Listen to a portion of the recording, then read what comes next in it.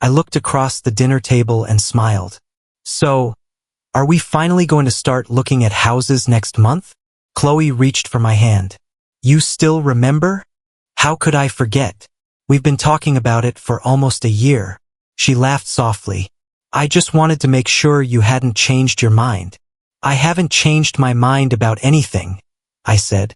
I still want the same future. A home, a family, and you. Her eyes softened. You always know the right thing to say. I'm not saying it because it sounds nice. I mean every word. She squeezed my hand. I love you. I love you too.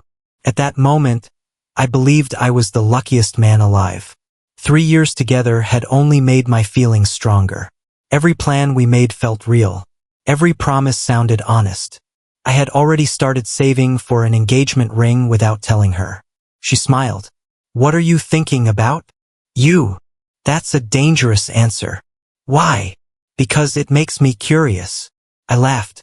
Then stay curious. She pointed her fork at me. You're impossible. And yet you're still here. I am. The evening ended with another hug, another kiss, and another promise that our future was getting closer. The next morning, my phone buzzed while I was reviewing building plans.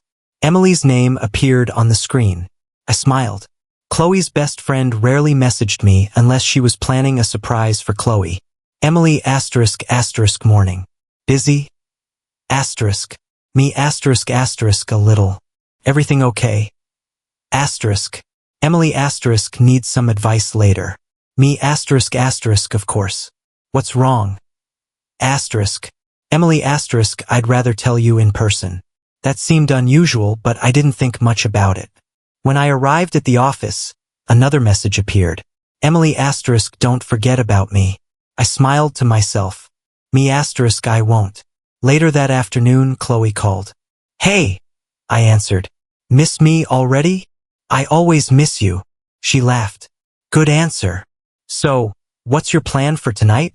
Dinner with clients. That's boring. It pays the bills. I'll forgive you this time. You'd better. She paused. Everything okay? I asked. Yes. I was just wondering. Have you talked to Emily today? She asked for some advice. Oh, is something wrong? No.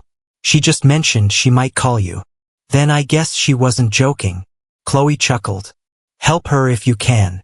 I always do. I know. After hanging up, I noticed how strange the conversation had been. Chloe normally never asked about my messages. I brushed the thought aside. That evening, Emily arrived at the cafe where we had agreed to meet. She looked nervous. Thanks for coming, she said. No problem. What's going on? She looked down at her coffee. I've just been confused lately. About what? Life. I smiled gently. That's a pretty big subject. I know. She looked at me for several seconds. You really care about Chloe, don't you? The question surprised me. Of course I do. How much? I want to marry her. Emily blinked. You didn't hesitate. Why would I? I don't know. I leaned back. Did something happen? She shook her head. No. Did Chloe and you argue? No. Then why are you asking? She forced a smile. I guess I just wanted to hear your answer. Well, now you have it. She nodded slowly. I do. We talked about work, travel, and ordinary things for another hour, but something felt different. Emily kept watching me as if she expected me to say something else. Before leaving, she stopped beside my car. Can I ask you one more question? Sure. If someone attractive flirted with you, what would you do? I laughed. I'd tell Chloe about it. You wouldn't be tempted? No. Not even a little? I already have everything I want. She looked away. You're serious. I've never been more serious. She gave me a small smile. You're a rare man, Ethan. I don't think so. I think you are. As she walked toward her own car, I couldn't shake the feeling that something about tonight had been unusual. The next few days became even stranger. Emily texted me almost every morning. She found excuses to call. She even stopped by my office with coffee twice in 1 week. I couldn't understand why. When I mentioned it to Chloe, she simply laughed. Emily likes making new friends. I thought we were already friends. You know what I mean, I guess. Her answer didn't completely satisfy me, but I trusted her. Why wouldn't I? Then, on Friday evening, Emily called again. Hi, I answered. Are you free tomorrow? I think so. Why? There was a long pause before she finally spoke. I was wondering. Yeah. Would you like to have dinner with me? Just the two of us. I stared at my phone for several seconds after Emily invited me to dinner. I typed, is Chloe coming? Her reply came almost immediately. No. Just us. I frowned. Why? I want to talk. I answered, if it's important, sure. But I don't think Chloe would like us having dinner alone. A minute passed before another message appeared. You're sweet. I smiled awkwardly. I'm just trying to respect my relationship. She replied with a simple thumbs up. The next evening, I arrived at the restaurant expecting an uncomfortable conversation. Emily waved from a corner table. Thanks for coming, she said. I almost didn't. Why not? I didn't want Chloe getting the wrong idea. She studied my face. You really think about her all the time, don't you? I do. She laughed softly. Most men would have accepted without asking questions. I'm not most men. Dinner started with ordinary conversation. We talked about work, films, and travel. Then she leaned forward. So, have you ever wondered what life would be like with someone else? I nearly laughed. No, never. I already chose someone. But people change. Maybe. And feelings?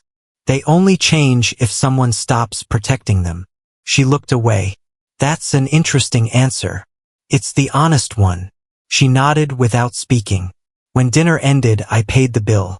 You didn't have to, she said. I invited you. You still paid. I wasn't raised to argue over dinner. She smiled. You're different.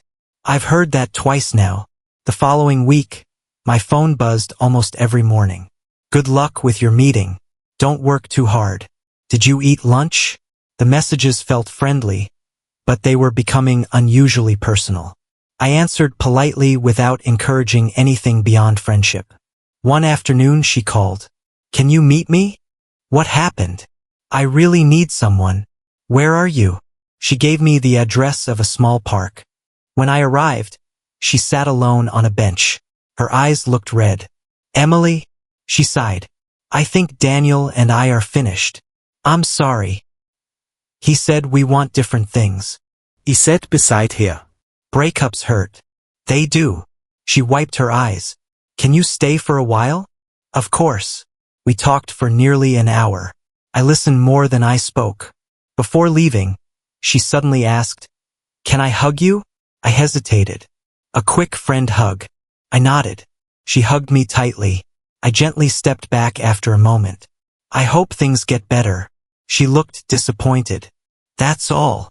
What do you mean? Nothing. I smiled kindly. You're strong. You'll get through this. She forced a smile. Thanks. That evening, Chloe called. How was your day? Busy. Anything interesting happen? I met Emily. Oh. She said she and Daniel broke up. I know. She seemed upset. You comforted her? I listened. That's nice of you. I'd hope someone would do the same for me. Chloe laughed softly. You're too kind. I don't think kindness is a bad thing. No, she said. It isn't. The calls and messages continued. Sometimes Emily asked about work. Sometimes she asked what I was cooking. Sometimes she sent funny photos just to make me laugh. I enjoyed talking to her, but only as Chloe's friend. One Saturday she appeared outside my office carrying 2 coffees. I guessed you'd skip lunch again. You guessed correctly. She handed me 1 cup. You really need someone looking after you. I already have someone. Chloe. Who else? She looked down at her coffee. What if she wasn't around? I don't think like that. You could. I don't want to. She smiled faintly. I keep asking impossible questions. You do. Does it annoy you? No. What does it do? It makes me wonder why you're asking. She stayed silent. I changed the subject. How are things with Daniel? They're complicated. I'm sorry. You always say that. Because I mean it. She laughed quietly. You really don't know how rare you are. I don't feel rare. You should. A few days later, she invited me to another cafe. I found a place that makes amazing cake, she said. I'll bring Chloe next time. Her smile faded for a split second. You really want her involved in everything. She's my girlfriend. I know. I love her. I know. The conversation became quiet. After a long pause, she whispered, You're making this harder than I expected. What do you mean? She quickly shook her head. Nothing. As I walked home that evening, I couldn't understand why Emily kept acting differently around me. I believed she was simply lonely after her breakup. I had no idea I was standing in the middle of something much bigger. Somewhere inside herself, Emily had stopped pretending. Every kind word I spoke, every respectful choice I made, and every moment I stayed loyal had begun changing how she saw me. She had been sent to test me. Instead, she was beginning to admire the man she had expected to expose. I walked toward Chloe's apartment carrying her favorite chocolate cake. She had texted me earlier. * come over around 7. Emily will be here for a few minutes. *. I smiled as I climbed the stairs. I thought it would be another ordinary evening. Just before I reached the door, I heard laughter from inside. I lifted my hand to knock, but Chloe's voice stopped me. I told you he'd never suspect anything. Emily sighed. I don't feel good about this anymore. You worry too much. I'm serious, Chloe. So am I. There was a short silence. Then Chloe laughed. I've almost proved my point. My heart skipped. Emily spoke again. Ethan hasn't crossed a single line. Not yet. You've been saying not yet for weeks.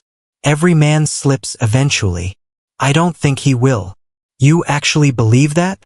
I do. I stood frozen outside the door. My fingers tightened around the cake box. Emily continued. He always talks about you. I know. He refuses every chance I give him. Then try harder. What? You heard me. I don't want to. You promised you'd help me. I promised because I thought it would end quickly. It will. No, Chloe. It won't. I felt my breathing become uneven. The strange messages. The unexpected dinners. The fake breakup. Every confusing conversation. Every moment suddenly made sense. None of it had been real. I closed my eyes. The woman I trusted had been testing me. Not because of something I had done. Because she believed I would fail. Emily spoke again, her voice shaking. I think we've made a mistake. No. We lied to him. It was necessary. It wasn't. You don't understand. I understand more now than when we started. What does that mean? It means Ethan isn't the man you described. You've only seen one side of him. I've seen enough. You sound like you're defending him. I'm defending the truth. The room became quiet. Then Chloe spoke again. My father fooled my mother for years. I'm sorry he did. So I refuse to become another victim. Ethan isn't your father. You can't know that. I know what I've seen. You've seen an act. No. You'll thank me when he finally slips. I don't want him to slip. Everyone does. I don't believe that anymore. I couldn't listen another second. I quietly placed the cake beside the door. Then I walked away without making a sound.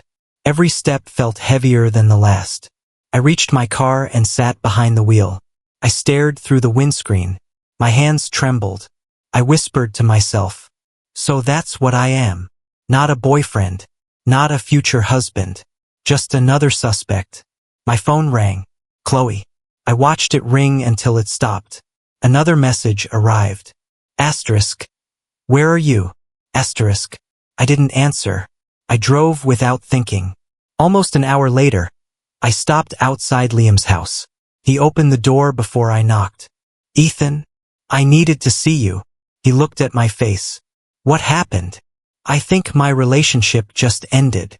He stepped aside. Come in. We sat in his kitchen.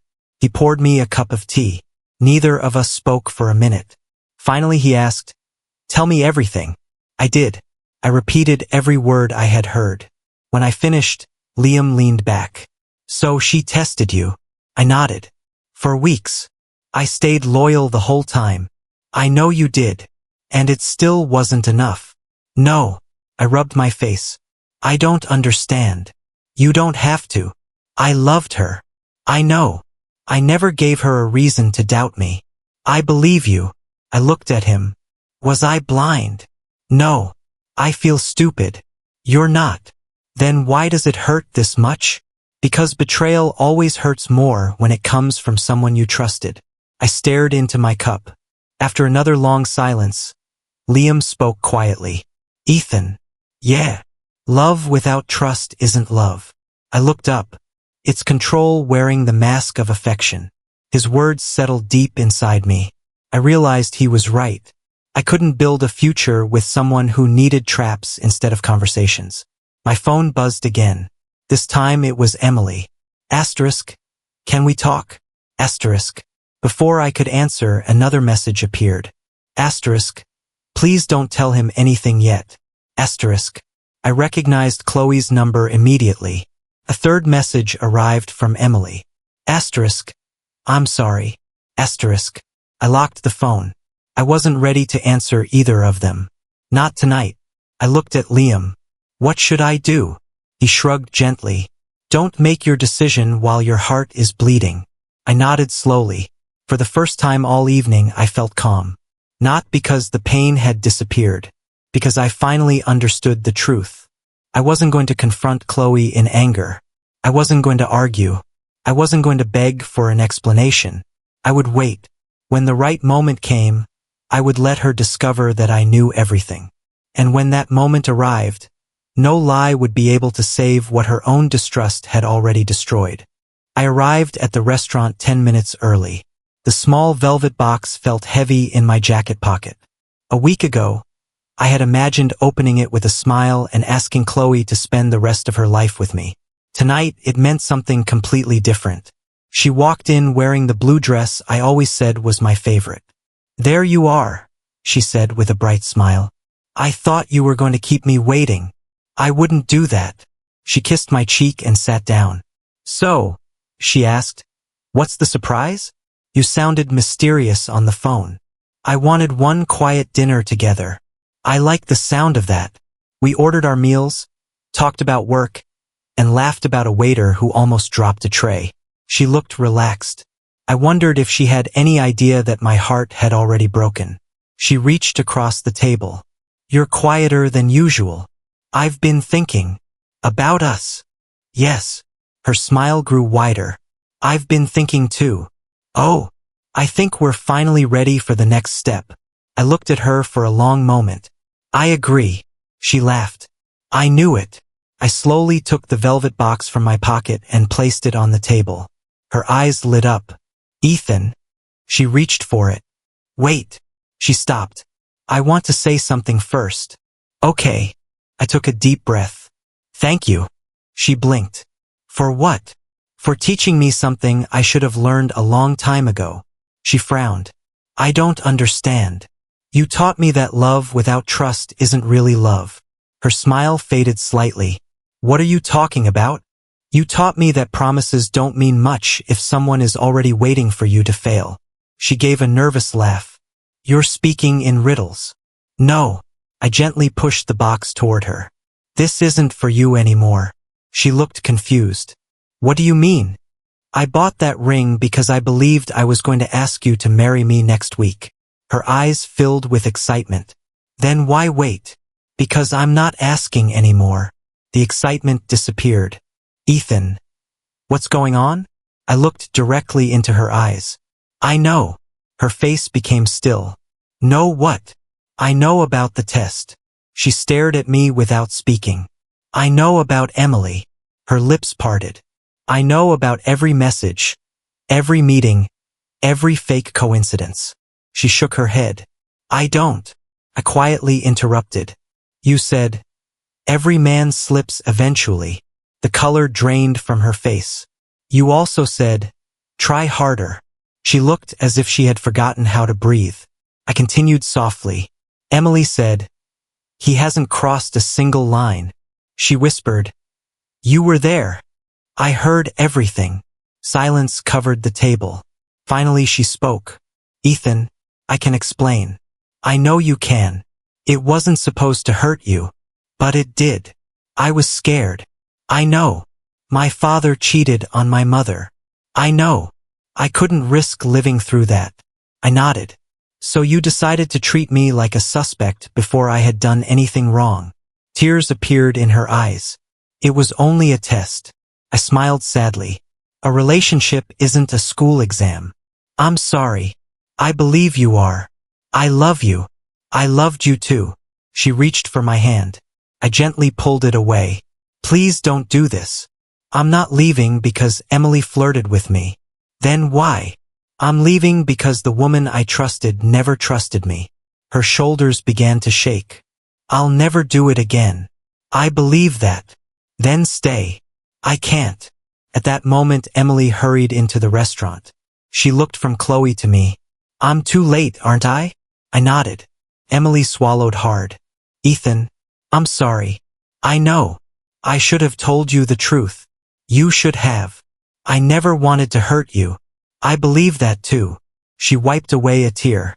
The more I talked to you, the worse I felt. I looked at both of them. I don't hate either of you. Chloe whispered. Then give us another chance. I slowly stood. No. Ethan. I hope both of you learned something from this. I picked up my coat. I'm choosing peace. I left the restaurant without looking back. The next morning I wandered through the city, trying to quiet my thoughts. A small cafe caught my attention. A cheerful woman behind the counter smiled. First time here? Yeah. Then your coffee is on the house. I laughed for the first time in days. That's generous. She grinned. My name's Olivia. I'm Ethan. Nice to meet you, Ethan. As she handed me the cup, I realized something unexpected. For the first time since everything fell apart, I genuinely believed my life could begin again. 3 months passed before I heard Chloe's voice again. My phone lit up while I was reviewing architectural drawings. Chloe calling. I looked at the screen for several seconds before pressing decline. A moment later, another notification appeared. Asterisk, please talk to me. Asterisk. I locked my phone and returned to work. For the first time in years, I felt that my future depended on my own decisions instead of someone else's approval. Later that afternoon, Olivia placed a coffee on my desk. You've been staring at those plans for an hour, she said. I have a deadline. You also need breaks. I smiled. You sound like my older brother. I'll take that as a compliment.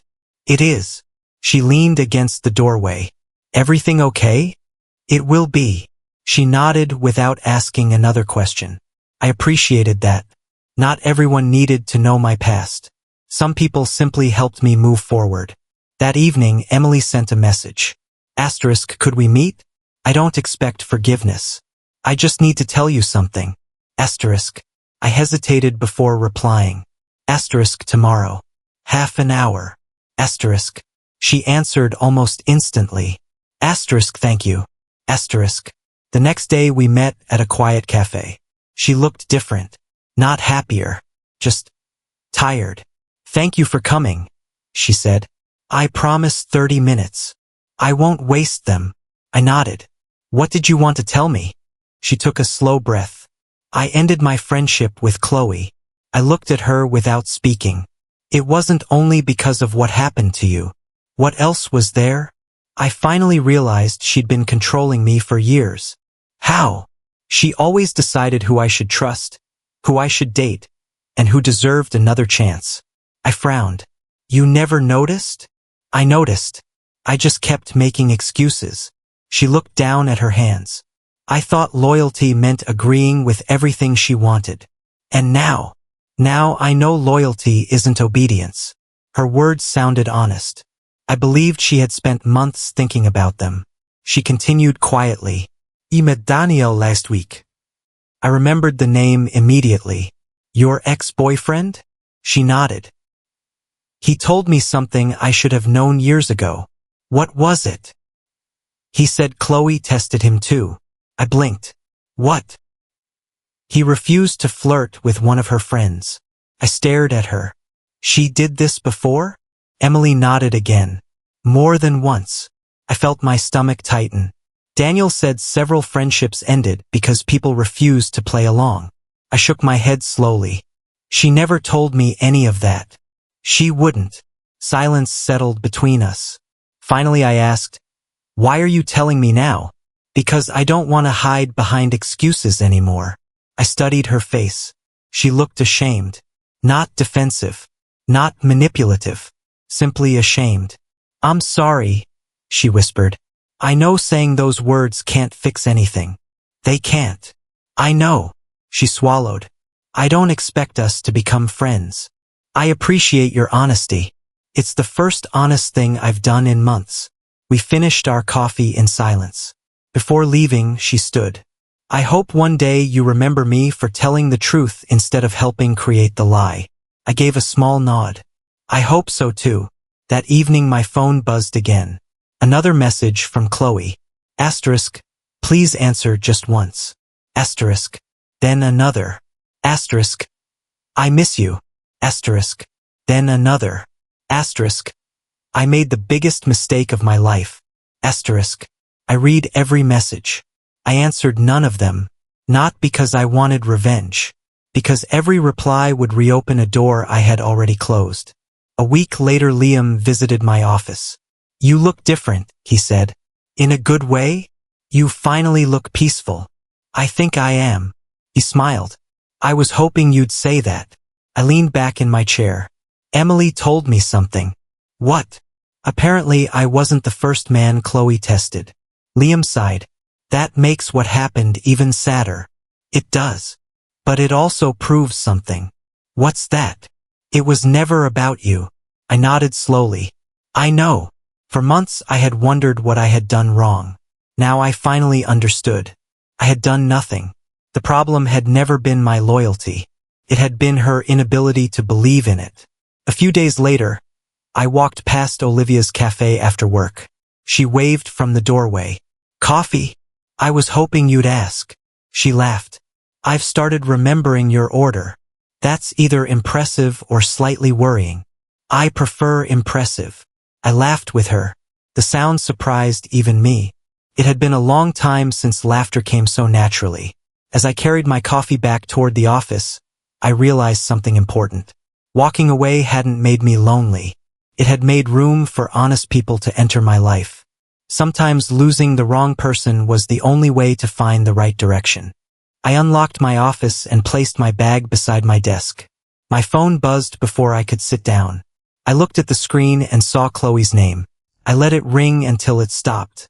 I wasn't trying to punish her. I simply knew I couldn't reopen a door I had worked so hard to close.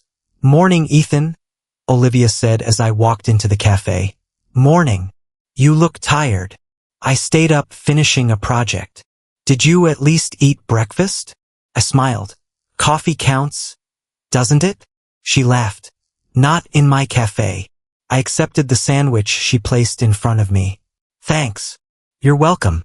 I like seeing you smile again." I looked down at my coffee. A few months earlier, I couldn't imagine smiling without feeling guilty. Now I was slowly learning that moving forward didn't mean forgetting. It meant refusing to let my past control my future. I stepped out of my office and locked the door behind me.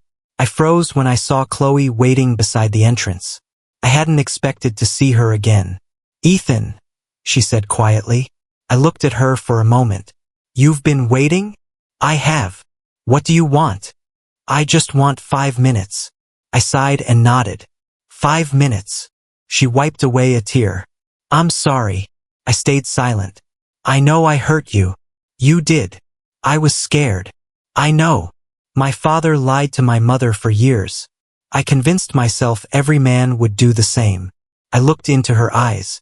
"I wasn't asking you to trust every man." She lowered her head. "I was only asking you to trust me. I thought testing you would protect me. It didn't. It destroyed us." I nodded. It did. She took one careful step toward me. I've changed. I'm glad. Can we start again? I shook my head. I've already started over. You don't love me anymore? I took a slow breath. I'll always remember what we shared, but remembering isn't the same as going back. She began crying harder. I miss you every day. I believe you. Then why won't you give me another chance? I answered calmly. Because forgiveness doesn't always mean reconciliation. She stared at me without speaking. I've forgiven you, I continued. I just can't rebuild something that lost its foundation. I never meant to lose you. I know. I wish I could undo everything. So do I. I watched another tear roll down her face. I hope one day you find peace. What about you? I already have. I stepped out of my office and locked the door behind me. I froze when I saw Chloe waiting beside the entrance. I hadn't expected to see her again. Ethan, she said quietly. I looked at her for a moment. You've been waiting? I have. What do you want? I just want 5 minutes. I sighed and nodded. 5 minutes. She wiped away a tear. I'm sorry. I stayed silent. I know I hurt you. You did. I was scared. I know. My father lied to my mother for years. I convinced myself every man would do the same. I looked into her eyes. I wasn't asking you to trust every man. She lowered her head. I was only asking you to trust me. I thought testing you would protect me. It didn't. It destroyed us. I nodded. It did. She took one careful step toward me. I've changed. I'm glad. Can we start again? I shook my head. I've already started over. You don't love me anymore? I took a slow breath. I'll always remember what we shared, but remembering isn't the same as going back. She began crying harder. I miss you every day. I believe you. Then why won't you give me another chance? I answered calmly. Because forgiveness doesn't always mean reconciliation. She stared at me without speaking. I've forgiven you, I continued. I just can't rebuild something that lost its foundation. I never meant to lose you. I know. I wish I could undo everything. So do I. I watched another tear roll down her face. I hope one day you find peace. What about you? I already have. I unlocked my office and smiled as I looked around. My business had grown far beyond anything I had imagined 2 years earlier. I remembered the man I used to be, but I no longer lived in that pain. Emily walked through the door carrying 2 coffees. I guessed you skipped breakfast again, she said. I laughed. You know me too well. I've had enough practice. I accepted the coffee and smiled. Thank you. She looked at me. What are you thinking about? I'm thinking about how different my life feels now. In a good way? In every way. She reached for my hand. I'm glad. So am I. I looked at her and realized something simple. I didn't trust her because she had promised never to hurt me. I trusted her because every day she chose honesty instead of excuses. That was the only proof I had ever needed.